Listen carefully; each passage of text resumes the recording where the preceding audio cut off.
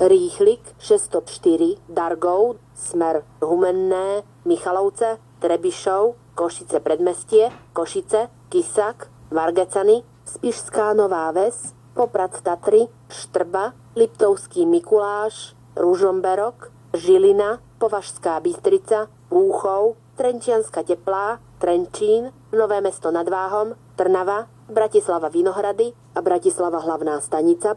Pravidelný odchod 8 hodín 7 minút bude pristavený k nástupišťu 3, koľaj 5.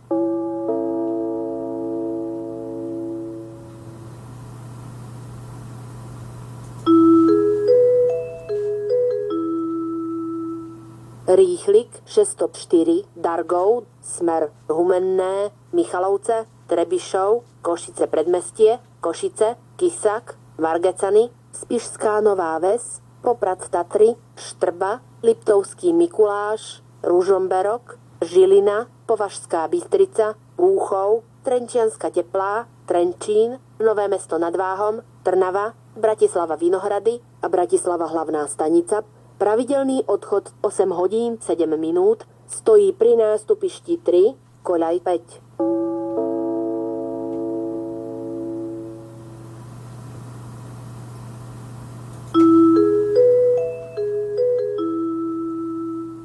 Rýchlik 604 Dargov, smer Humenné, Michalovce, Trebišov, Košice predmestie, Košice, Kysak, Vargecany, Spišská Nová Ves, Poprad Tatry, Štrba, Liptovský Mikuláš, Ružomberok, Žilina, Považská Bystrica, Úchov, Trenčianska Teplá, Trenčín, Nové Mesto nad Váhom, Trnava, Bratislava Vinohrady a Bratislava hlavná stanica.